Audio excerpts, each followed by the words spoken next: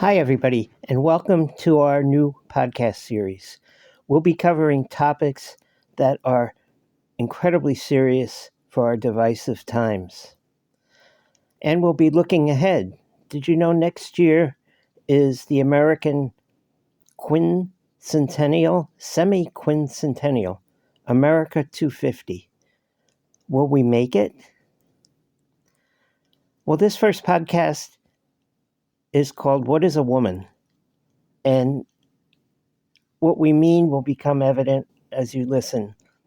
But basically, we are defending LGBTQ rights. I'm Dave Balog. I'm the editor of the Dana Sourcebook of Brain Science. I did that for 12 years at the Charles Dana Foundation in New York. And now I've turned my work toward my own books, which you can find anywhere on the internet.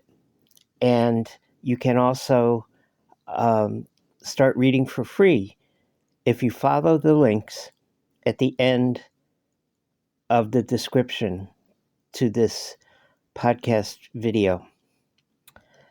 So this first book is Understanding the Brain, second edition, Stress, Trauma, and the LGBT Community. And we dive deep into trans issues. So let's begin with a selection from the foreword to our new book, which is, as I said, available now. The spread of regressive, harmful thinking about the gay community grows as democracy fades. It is highly regrettable to begin a book on science by mentioning ideas more the realm of politics or morality. However, the right-wing attack on the LGBTQ community, particularly the trans community, costs lives, has diminished lives, and has increased lives lost to violence and suicide.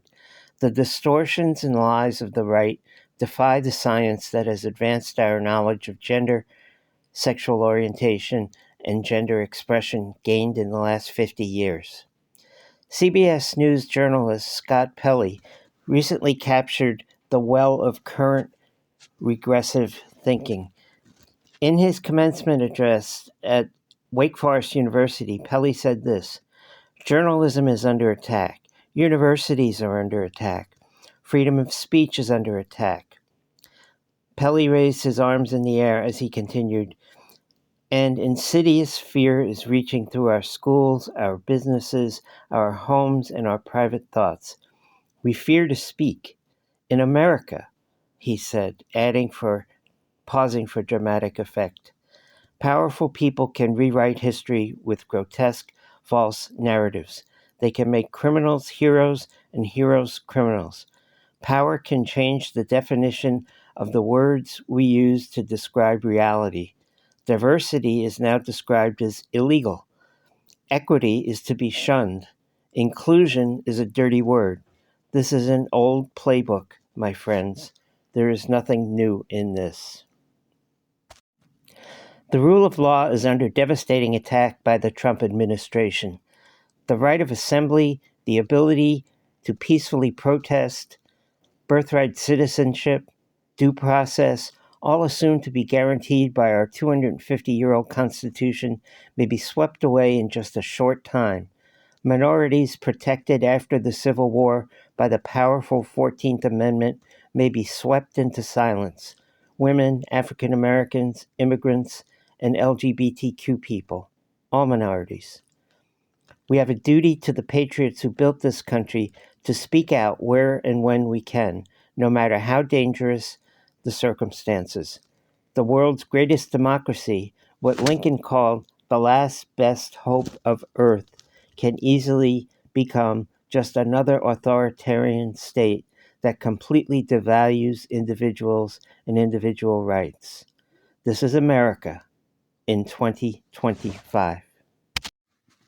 And now we turn to Chapter 5 in our book, Understanding the Brain, second edition.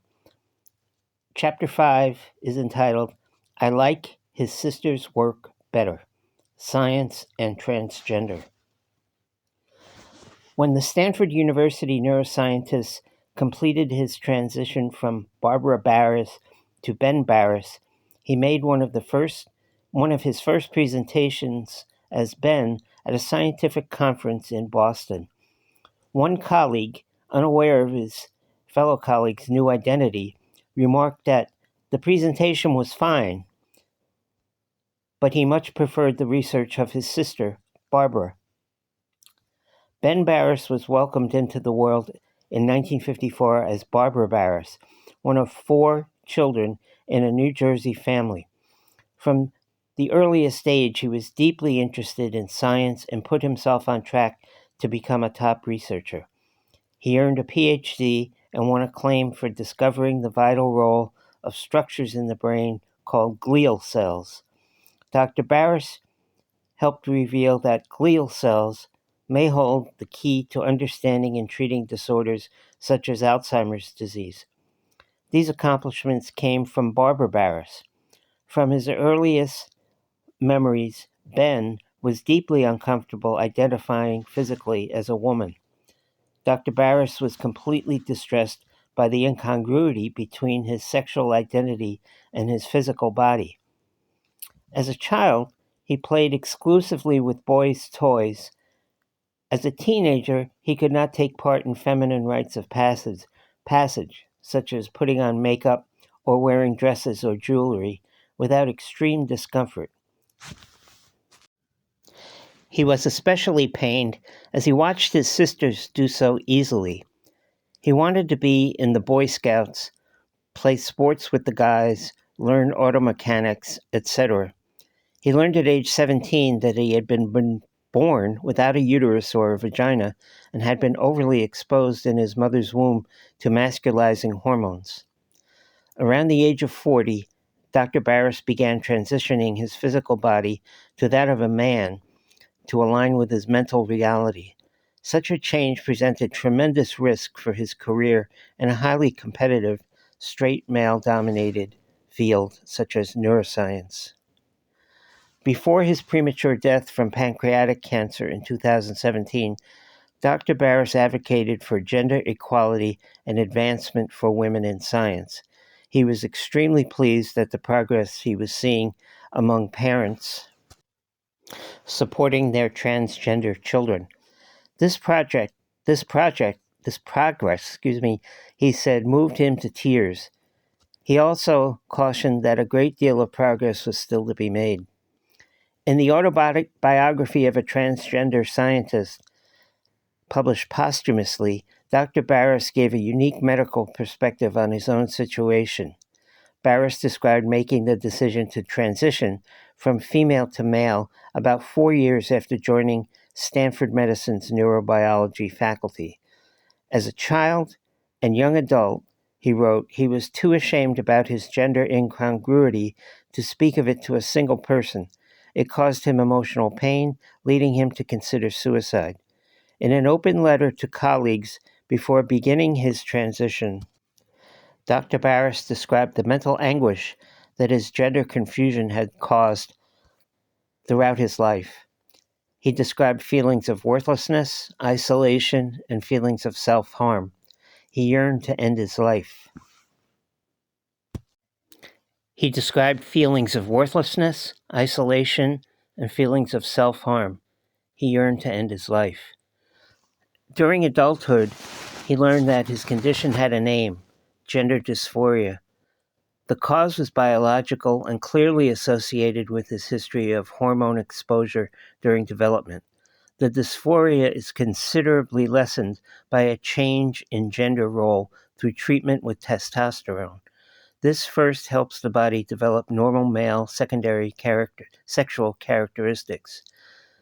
He noted that patients often choose to have mastectomies and removal of ovaries. He expected his social isolation to continue. But that for the first time in his life, he felt comfortable with himself and not presenting an extremely painful false persona to the world. Whenever I think about changing my gender role, I'm flooded with feelings of relief, Dr. Barris wrote in a letter sent to his colleagues around the world. He signed the note, Barbara. He signed the letter, Barbara, and informed his colleagues that he would let them know when he wished to be addressed as Ben. As we finished production on this video podcast, we heard the news of the death of Charlie Kirk, the right-wing political activist. No death is acceptable. No death by violence is acceptable, and we mourn his loss. We extend our condolences to his family and friends. But let me just say one thing. On the issue of trans rights and LGBTQ rights in general, Mr. Kirk was wrong. And I wish he had learned the science. So please, let's learn. Let's learn more about this topic, the brain, health, science, and trans issues. You can start reading your copy for free immediately by clicking the link in the video description, in the description below this video. Thank you all for listening, for watching, and please join us again.